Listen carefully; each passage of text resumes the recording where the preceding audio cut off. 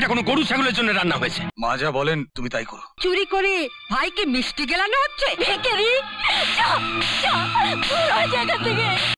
দেখো, এই যে সপ্তমীর হয়ে দাদা সবসময় ওকালতি করছে, আমার মনে হয় নিশ্চয়ই এর পেছনে কোনো কারণ লুকিয়ে আছে। কারণ? কি কারণ? আমার তো মনে হয় সপ্তমীর সঙ্গে দাদার নিশ্চয়ই কোনো লটর পটর আছে। সে কি? বাবা, তুমি চমকে উঠলে কেন? দাদার বয়স হয়েছে, এখনো বিয়ে থওয়া করেনি, এসব তো হতেই পারে। তবে আমার চোখে যদি কোনোদিন কিছু পড়ে, আমি কিন্তু বড়দাকে ছেড়ে কথা বলবো না। চুপ, সপ্তমী আসছে।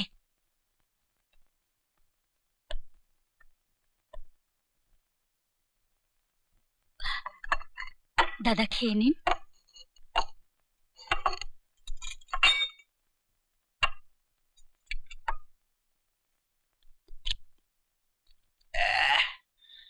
এটা কোনো রান্না হয়েছে? কোনো মানুষ খেতে পারে এই রান্না? যত সমস্ত, এটা কোনো গরু ছাগলের জন্য রান্না হয়েছে। গরু ছাগলের জন্য রেঁধেছে? হ্যাঁ, তাহলে তো তোমার খাওয়া উচিত ছিল। আমি না হয় আবার রান্না করে এনে দিচ্ছি।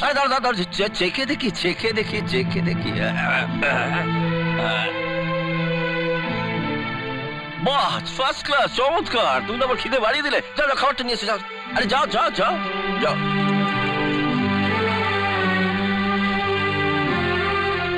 আপনার ভালো লাগার কারণটা বোধহয় আমি জানি।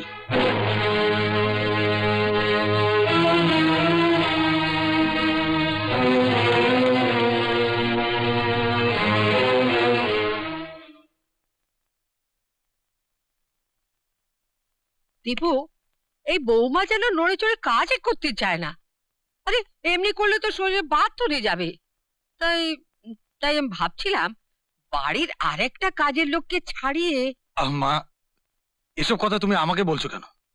দেখো মা, আমার কাজ হচ্ছে রোগী বাঁচানো, আর তোমার কাজ হচ্ছে সংসারটাকে বাঁচানো। তাই তুমি যা ভালো মনে করো তাই করো। আসি মা।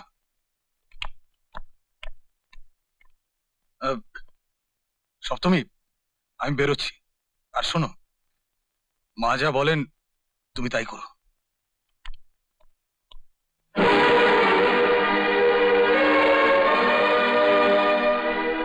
এই যে সপ্তমী, তুমি বাসনগুলো মেজে হলঘরটা ভালো করে মুছে রেখো। আমি মাকে নিয়ে একটু মার্কেটিং করে আসছি। এসো মা। চল।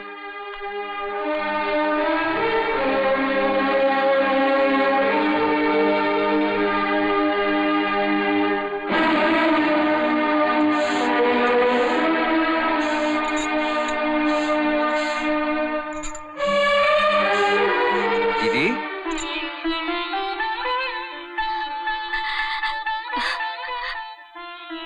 ভাই। দিদি, তোর চোখে জল? না না, ও কিছু না। প্রথমে চোখে একটা কাকড় পড়েছিল, তারপর তোর আসার আনন্দে চোখের জল কাকড়টাকে ধুয়ে নিয়ে গেল। হ্যাঁ রে, কেমন আছিস তুই? দেখতে পাচ্ছিস না কেমন আছি? চল ওপরে চল। আরে, তোর শাশুড়িকে তো দেখছি না। কাউকে দেখতে হবে না, তুই তাড়াতাড়ি মিষ্টিগুলো খাতো। আরে তাড়াতাড়ি খাবো কেন, আস্তে আস্তে খাবো। তুই বসতো বসতো আমার পাশে। কত কথা জমে গেছে বলতো তোকে বলার মতন। সেসব কথা আর একদিন শুনবো। মিষ্টিটা খেয়ে তুই এখন তাড়াতাড়ি যা।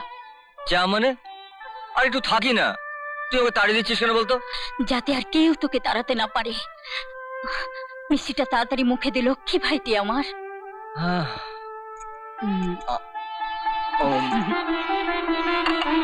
ভালো মিষ্টিটা। এত বড় সাহস তোমার! যেই একটু চোখের আড়াল হয়েছে অমনি চুরি করে ভাইকে মিষ্টি গেলানো হচ্ছে। মা, কতদিন বাদে ভাইটা এসেছে, তাকে সামান্য একটু মিষ্টি। চুপ করো। তোমার কোন বাপ বিয়ের সময় যৌতুক দিয়েছিল যে এই ভিখারি গোষ্ঠীটাকে খাওয়াবার জন্য? আর সামান্য মিষ্টি? এই মিষ্টি ও খাওয়াতে দূরের কথা, কখনো চোখে দেখেছে কিনা কে জানে। এই লোভে লোভেই তো ছোড়াটা এখানে ঘুর ঘুর করে।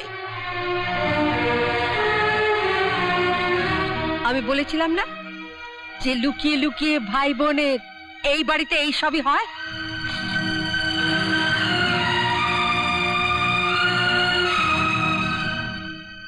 শুধু কি মিষ্টির উপর দিয়ে গেছে? দেখো আবার টাকা পয়সাও কিছু হাতিয়েছে কিনা। দিদি ওরা ঠিকই তো বলেছে। কেন আসিস এখানে? কেন ঘুরঘুর করিস বড়লোকের দরজায়? ভালো ভালো মন্ডা মিঠাই খাবি বলে? এত যে অপমান করে তোকে, লজ্জা নেই তোর? ভিখারি, যা যা দূর হয়ে যা এখান থেকে। যা, যা, দূর হয়ে যা। দূর হয়ে যা, দূর হয়ে যা, দূর হয়ে যা, দূর হয়ে যা। আর যেন তোর ওই মুখ আমি না দেখি।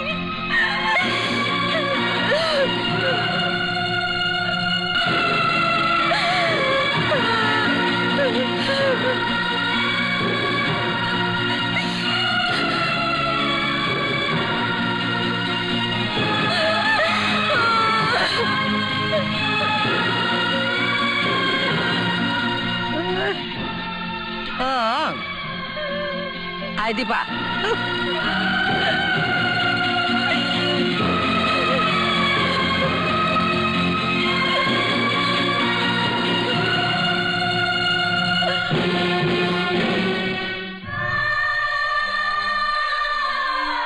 এত যে অপমান করে তোকে, লজ্জা নেই তোর? ভিখারি, যা যা দূর হয়ে যা এখান থেকে। আর যেন তোর ওই মুখ আমি না দেখি।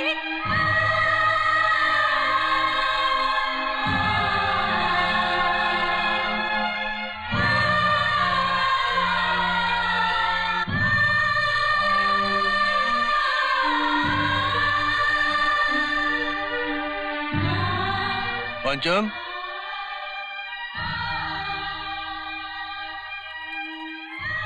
কি হয়েছে? কি হয়েছে?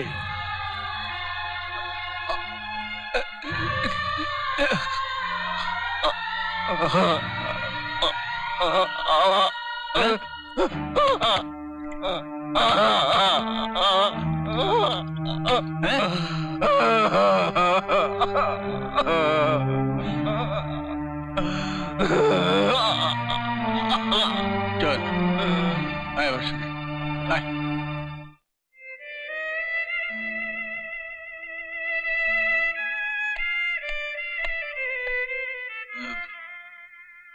কি বাতিটা জ্বালাওনি কেন? এ কি সপ্তমী, এই অসময়ে সন্ধ্যেবেলা ঘুমাচ্ছ? শরীর খারাপ নাকি? না, আমি ঘুমোইনি। এবার থেকে ঘুমোবো না চোখ বন্ধ করে। এই কথার মানে? কে বলেছিল তোমাকে আমাকে সোনার খাঁচায় বন্দি করে রাখার জন্য বিয়ে করে আনতে? বলো, উত্তর দাও। কি হয়েছে সপ্তমী? একই বৃন্তে আমরা দুটো ভাই বোন বেশ ছিলাম, খুদ করে খেতাম, তবু তো সুখেই ছিলাম। কে বলেছিল তোমাকে বৃন্ত থেকে ছিঁড়ে এনে এইভাবে আমাকে সোনার ফুলদানিতে সাজিয়ে রাখতে? আমি তো মানুষ, রক্ত মাংসের মানুষ। শুধু দামি দামি শাড়ি গয়না দিলেই স্ত্রীকে মর্যাদা দেওয়া হয় না।